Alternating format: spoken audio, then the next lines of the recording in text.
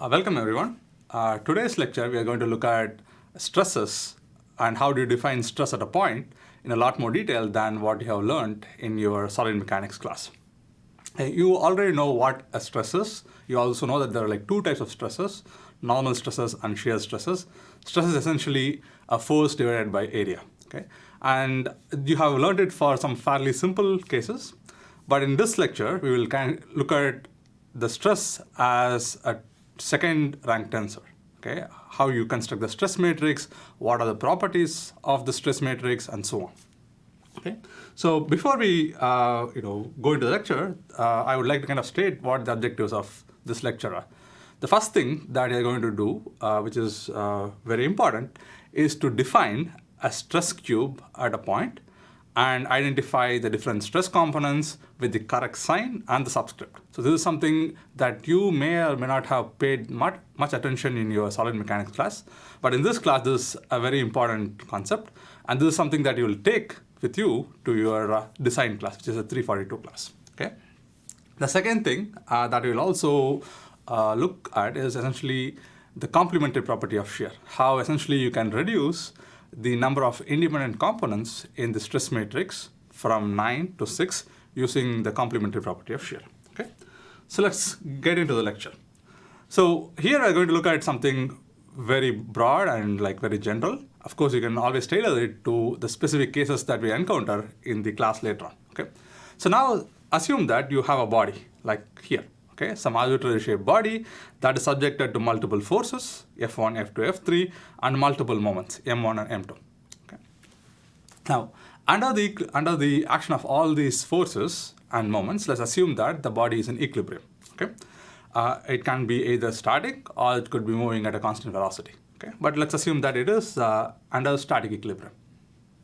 In that case, what you can do is to find out what are the internal forces and moments at any particular cross-section, you can essentially take a section, okay, at the point where you want to find out the internal reactions and moments, okay, and then once you do that, you can essentially isolate the free body, okay. So essentially here I'm looking at the bottom half of this body, and then you have this forces F1, F2, F3, and the moment M2, and this O here is the centroid of that particular cross-section, okay. Now, basically using the equations of equilibrium, equilibrium of forces and equilibrium of moments, essentially you can find out what is the net internal moment that is acting, or the resultant moment that is acting on this cross-section about point O, and the net force Fr that is acting about this point O in that cross-section. Okay? And this is what we do all the time. So if you think about a shaft, what you do, you have multiple forces and moments acting on the shaft. You essentially take a section and then you look at what are the internal forces. Typically you have internal shear forces and then internal moments. Okay, that's the same thing that you're looking at here. In this case though, the force and moment could be in some arbitrary direction. It doesn't have to be in the plane. Okay, so that is why I have denoted them in some arbitrary directions. But essentially you can find out the three components of Fr and the three components of Mr essentially using the equations of equilibrium. Okay.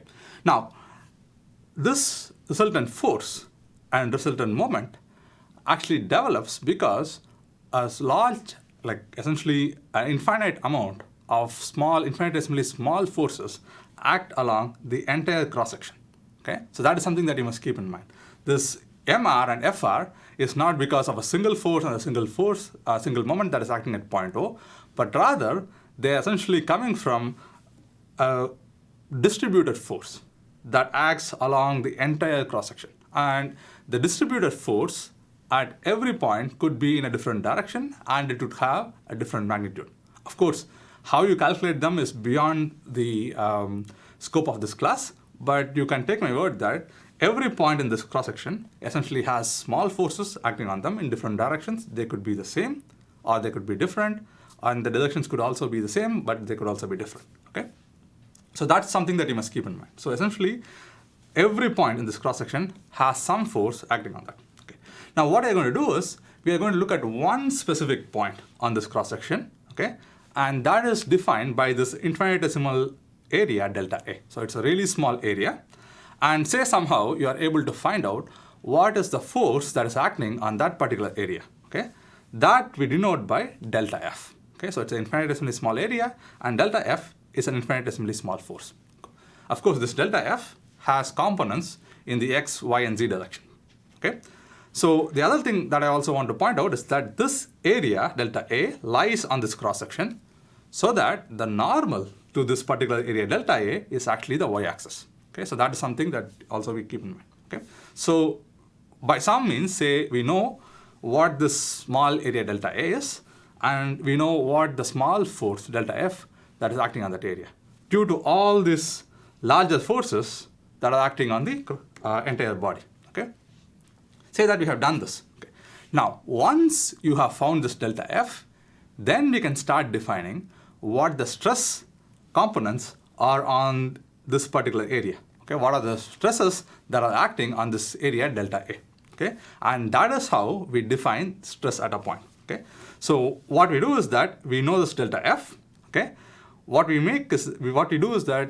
second thing that we do is that we make this delta A infinitesimally small. So if delta A tends to 0, in the limit of delta A tends to 0, you find out what is the component of this delta F along the y direction, which is delta Fy, and you divide that delta Fy by delta A. That essentially gives you the normal stress sigma y at that particular point.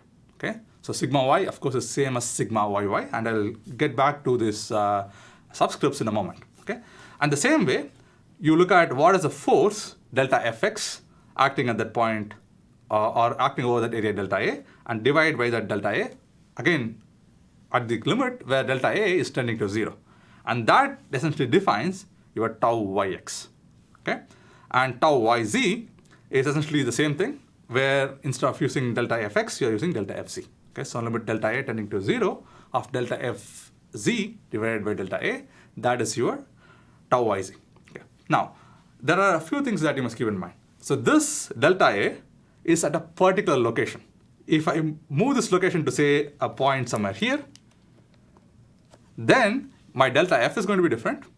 Okay, and because of that, my sigma y, tau yx, and tau yz, they're all going to be different. So essentially, as you move around in that cross section, you go to different points, you're going to have different sigma y, tau yx, and tau yz. Okay, that's something that you must keep in mind. The other thing that you can also think about is that instead of now taking this section along the y-axis, if I now take a cut that is perpendicular to the x-axis at the exact same point. So essentially think of the same point here, okay? But instead of taking a cross-section like this, I took a cross-section like that, okay? So then what I will do is I'll actually expose this surface. That will be the surface that I will be exposing, okay?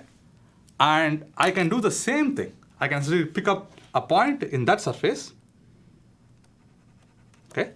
And then define what are the forces, what is the force that is acting at that particular point, okay? And then using that as my area, I can define sigma x, tau xy, and tau xz, okay? So again, I don't want to kind of rush here. You first understand how I got these three quantities, okay? By essentially taking a section that is perpendicular to the y-axis, looking at a specific point in that cross-section, finding out what is the force at that point, and then essentially dividing the components of that force in the x, y, and z direction by that particular area. Okay? And that's how I define my stresses sigma y, tau yx, and tau yz. And using a similar process, you can also define sigma x, tau xy, and tau xz, and sigma z, tau zy, and tau zx. Okay? Now, if you want to kind of go back a little bit and then look at the broader picture, okay? Now, instead of looking at a specific cross-section, what I can do is say you have a big body, okay, like this, okay? And this is subjected to multiple forces, okay? You can choose some point inside the body, okay? It could be on the surface, but in general, it could be a point inside the body, okay? Now, what you can do is you can take sections that are parallel to the x-axis, y-axis, and z-axis, okay, or perpendicular to them, whichever way you want to look at it, right? For example, if this point P is here, okay, and then I take a section like that, okay, which is perpendicular to the y-axis, and I take another section here that is also perpendicular to the y-axis, okay? So essentially now I take out a slice of this body, okay? So you can think of this as delta y by 2 and this as delta y by 2. Okay, and that point is P. Now, I can now take a slice that is perpendicular to the x-axis, like that. Okay, so this is going to be delta x over 2, and that is also be delta x over 2. Okay, now essentially what I have done is I have isolated a small piece. Okay, it's now in the z direction, again it could be quite long. So what I do is I take a section on the plus z by 2 and minus delta z by 2. Okay, now if I do that, so you take sections here, here, front, back, top, down, and bottom and up, what you get is essentially a cube, right? That's something that is fairly easy to see, right?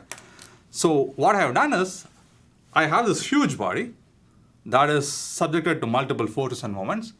I look at a specific point P and I isolate a cube around that particular point P so that the faces of that cube are essentially aligned along the x, y, and z axis. Okay? And now once I have isolated this cube, I can find out what are the forces that are acting on each of these faces. Okay? And once I know the forces that are acting on each of the faces, I can resolve those forces into the three directions: x direction, y direction, and z direction. Okay? So you can think of three sets of faces, and on these three sets of faces, you have a force that could be in an arbitrary direction. So the force has three components. Okay? So three faces, three components. So 3 times 3 is 9. So essentially you have 9 components of the stress. Okay? And this cube that you define around this point P is what is called as a stress cube. Okay? So the question is, once you define the stress cube, how do you define what are the stresses on each face? Okay? So the easy ways to kind of think about is that, say this is your stress cube here. Okay? Okay? And I'm going to just look at one particular plane here. Okay? Again, I want you to emphasize that this cube, I have drawn it big, but it's an infinitesimally small cube. Okay? That is what is the actual reality. Okay? So on this cube, let's say that you have a delta F acting, okay, in some arbitrary direction. Okay? You can resolve this delta F into delta Fx, okay, and delta Fy and delta Fz. Okay? So I take each of these forces, this delta Fx, and then divide by the area. Let's call this delta A. Okay? That is essentially your sigma x. Okay? This stress component there. Now I take this delta Fy and divide by delta A. That is basically your tau xy, which is this stress component. Okay? And similarly, I take this delta Fz and divide by delta A, and that is tau xz, which is this. Okay? So of course you can repeat this for the top face and the front face, and you can also do that for the bottom face and then the face that is at the back and that is to the left. Okay? That will get to in a minute. Okay? So in some sense, what I have drawn here, right, are the stresses on the faces that are visible. Okay? The front face, the top face, and the right face. Okay? Now, once you have the stresses on these three faces, it's fairly easy to compute what are the stresses on the other three faces of the cube. Okay? So, but I want to kind of pause here for a minute and then emphasize this. So, the main thing that you're doing is that you're looking at a point. Okay? You're not looking at every point in the body, but a specific point, P. You define a cube around that point. Okay? So that the cube has faces along the x, y, and z direction. Then you find out what are the forces that are acting on each of these faces. Okay? And each of those forces could have three components. You divide those components by the corresponding area of the face on which they are acting, and that essentially provides the three stress components that are acting on that particular face. Okay, so there are three faces. Okay, top, front, and to the right. And each of those three faces has three stress components, so you have 9 stress components. Okay, now the natural question is, what about the other three faces of the cube? Okay, there are forces on those three faces also, which we'll get back to in a minute. But before that, I want to kind of get into the idea of how we define these subscripts. Okay, so I had this, sigma x or tau xy and tau xz. How do you actually denote the subscripts? Okay, now the first thing I want to note is that when I say sigma x, it is same as sigma xx. So essentially you're repeating the index. So essentially we sometimes contract it and say that it is sigma x instead of sigma xx. Okay, so it's not like some stresses have only one index and others have two indices. Okay, all of them have two indices, but sometimes when the indices are repeated, we just use one. Okay, now how we denote this subscript, how we get the subscript is essentially through a very simple procedure. Okay, so if you think of a face like this, okay, first you find out what is the normal to the face. In this case, the normal to the face is the x-axis. Okay, so for any stress component that you define on that face, the first subscript has to be x. Okay, so if you look at the stress components here, this, and this, the first component or the first subscript is essentially the normal to the face, which is x. Okay, so you have sigma xx, tau xy, and tau xz. The second component essentially tells you what is the direction of the force. Okay, so if you think about this as, say, sigma xx, okay, the first corresponds to the normal to the face. The second corresponds to the direction of the force. Okay. On the other hand, if you take something like tau xy, okay, again the first one corresponds to the normal, okay, to the face, which is the x direction. Okay. The second subscript tells you what is the direction of the force, which is the y direction. That is why this particular stress has the components x and y as the subscripts. Okay. Now you can look at every other component and it will always match this. So if you think of something like this, okay, this face, the normal is the z-axis, okay, and the direction of the force is along the y-axis, and that's why you have that particular stress component to be tau zy. Okay, and you can verify that each of the stresses that I have written here actually follows this rule. Okay, so the main thing, the first subscript always refers to the direction of the normal to the face on which this stress is defined. The second subscript corresponds to the direction of the force. Okay, so that's how you define the subscripts of the different stress components. Now, I told you that we have this three faces, like front and top and the right face, and we also have the left face, the back face, and the bottom face. Okay. And once you know, for example, the stress on the top face, it is fairly trivial to find out what the stress on the bottom face is. Okay. So here, what I have done is I essentially kind of unwrapped this cube. So here, in this case, you see all the faces that are directly visible to you. Okay. And here, you essentially have the faces on this diagram here, the faces that are invisible. Okay. So if you look at the face A, B, E, F, which is the front face, the corresponding back face is D, C, G, H. Okay. And one thing that you notice here straight away is that the direction of the stresses on the back face, okay, are exactly opposite to the direction of the stresses on the front face. Okay, so if you think about sigma z, it is pointing in the positive z direction here, whereas the sigma z there is pointing in the opposite direction, the minus z direction. Okay, so every stress component is essentially diametrically opposite or exactly opposite, 180-degree opposite to the stress component on the opposing face. Okay, why do we do that? The reason is that if the stresses are not opposed to each other, then the body will not be in equilibrium.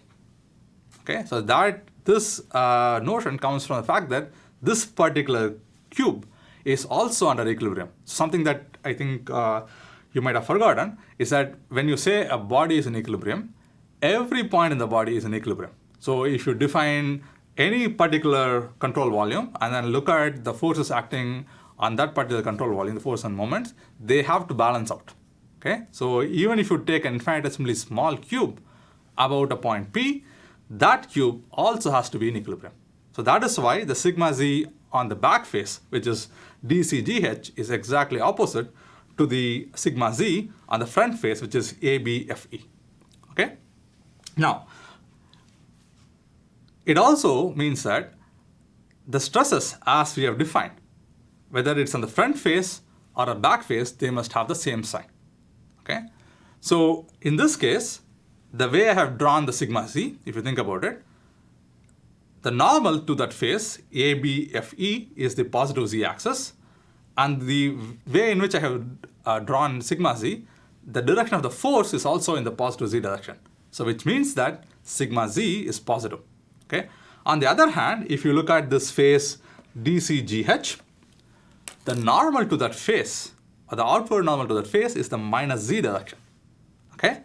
And the direction of sigma z there is also along the minus z direction.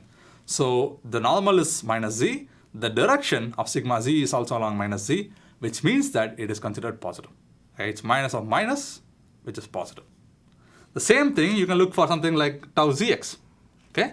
If you look at that, the normal to that face DCGH is minus z, and the direction of tau zx, as I have drawn, is along the minus x direction. Okay? So it's minus of minus, so tau zx is considered positive. Okay? So in effect, every stress that I have drawn on this particular stress cube, okay, either on the faces that are visible to us and either on the faces that are kind of abstracted from view, in all of them, the stresses are in the positive direction. Okay? So this is something that you must get particularly comfortable with. So if I, for example, draw a stress cube like this,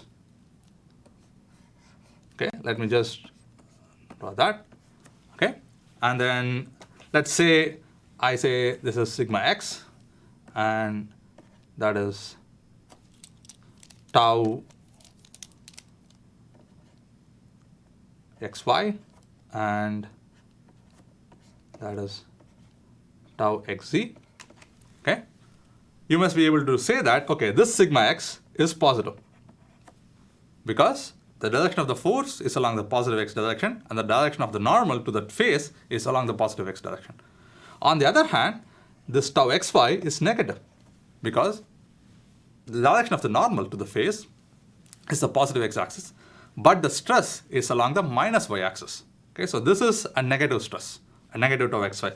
On the other hand, this tau xz is positive because the normal is positive x and the force is along the positive z direction. Okay? So if I give a stress cube and I just point out the directions of different stresses on different faces, you must be able to look at the diagram or look at the stress cube and figure out what are the different stresses that are actually acting at that point and what are the magnitudes and signs of that particular stress. Okay, this is something that is a very important part of this class, and that's something that we'll emphasize as we go along.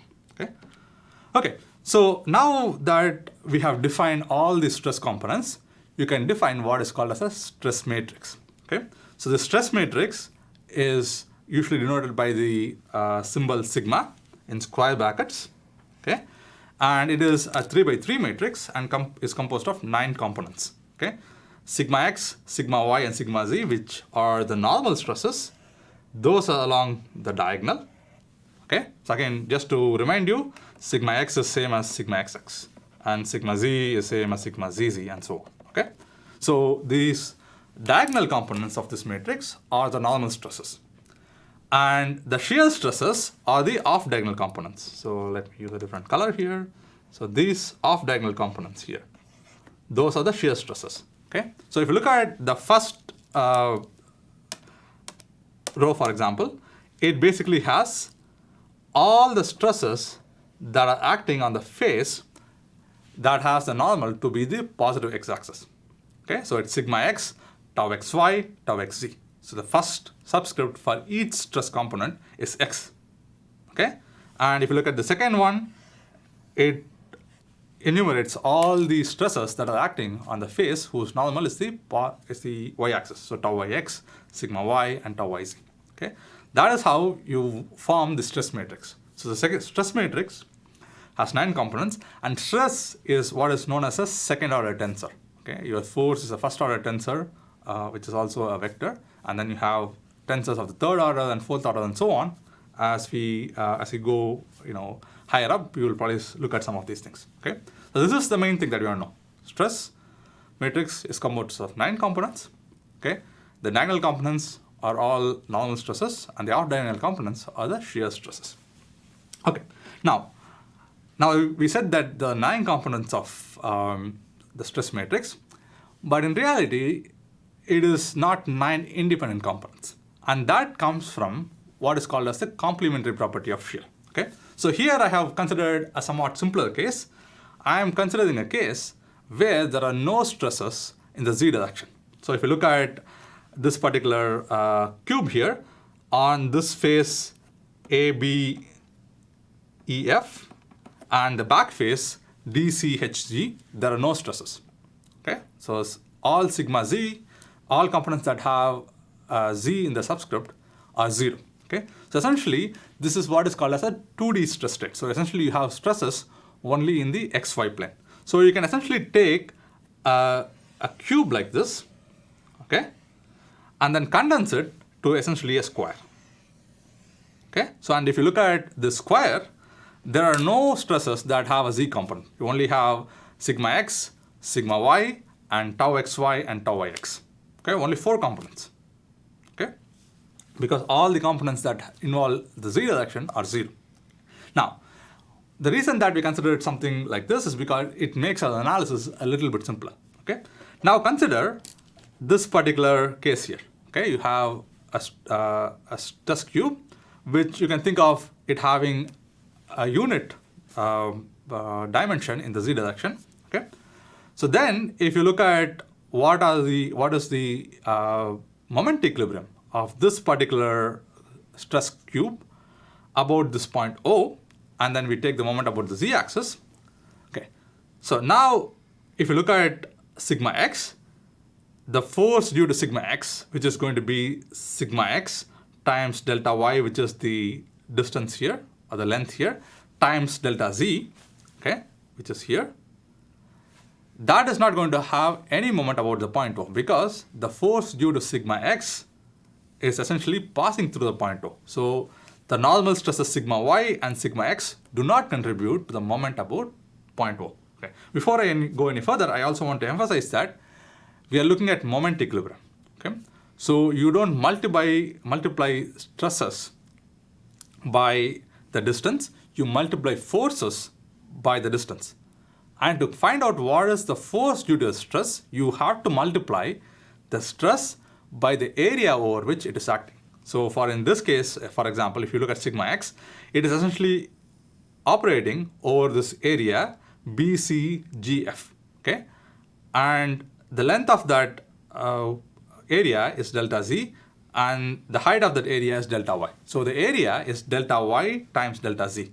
So the force that comes from sigma x, for example, is sigma x times delta y times delta z. The force that comes from tau xy is tau xy times delta y times delta z. Okay, so that is something you have to keep in mind. So as we go later on to 2D stress transformations and so on, you will be essentially trying to look at forces exerted by each stress. So you make sure that you multiply the stresses by the corresponding areas. Okay, so in this case, let's go ahead. So we know that sigma y, sigma x, they don't contribute to any force or moment about this point O. So the only things that will contribute are the shear stresses tau yx, tau xy, tau xy, and tau yx. Okay.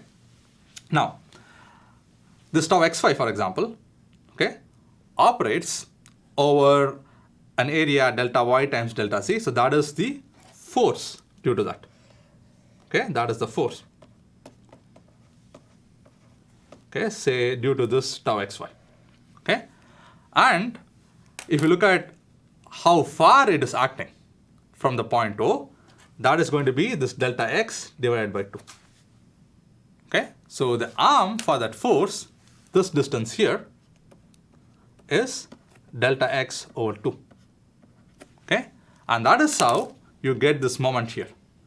Tau xy times delta z times delta x over 2. Okay? And you can do that for every other stress that is acting, every other shear stress. So this tau xy here will also have the same moment in the counterclockwise direction. So that is tau xy times delta z, that is the area. And again, that is acting at a distance of delta x over 2. Okay, and that is what you see here. Okay, so this tau xy and this tau xy here, they both cause a counterclockwise rotation of the cube about point O. Okay. On the other hand, this tau yx here and this tau yx here, they cause a clockwise rotation. And this clockwise moment and the counterclockwise moment have to balance out each other. And that's exactly the moment equation that I have written here. Okay. Now, if you do that, these are clockwise moments, so they have a negative sign here. Okay.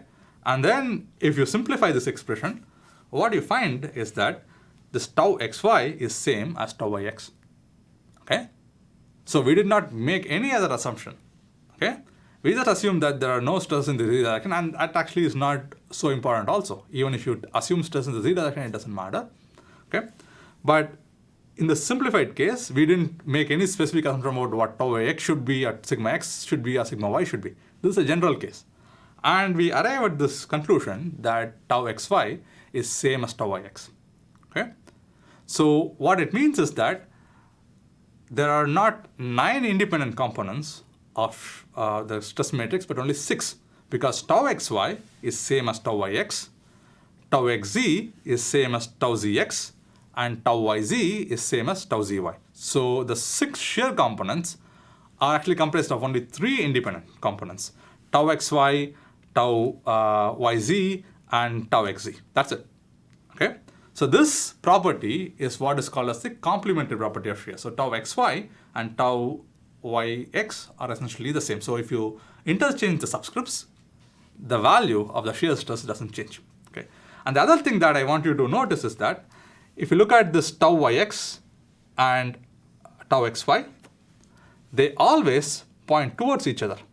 Okay. So here is tau xy and here is tau yx. And if you look at the other side, it is pointing towards each other.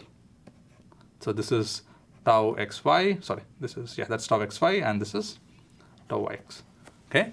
The reason that they also always have to point towards each other rather than going in a circle, it's never like this. Because if the shear stresses point that way, then there will be a net rotation of the body, which means that the body will not be in static equilibrium. Okay. So these shear stresses on the adjacent faces should always point towards each other. They will always be pointing towards one particular point. Okay. So this is what is called as the complementary property of shear. Okay. So similarly, you can show that tau xz is tau zx and tau yz is tau zy. And if you take this information into account and then now rewrite your stress matrix, of course, again, your normal stresses are going to be along the diagonal. Okay. But if you look at the shear stresses, this is tau xy, this used to be tau yx, but we know that the tau yx is now tau xy. So you can just replace that by tau xy. This is tau xz, and this is also tau xz. This is tau yz, and this is also tau yz. Okay?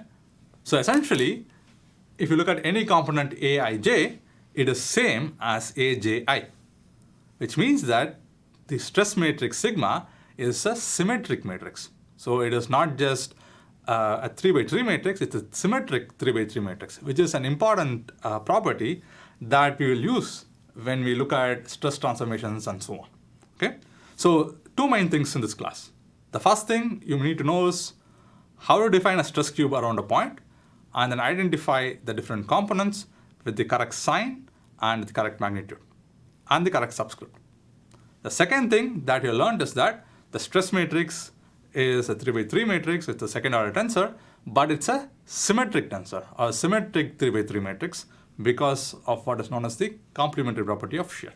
Okay, that's all I wanted to kind of cover in this lecture, and hope to see you in the next one. So.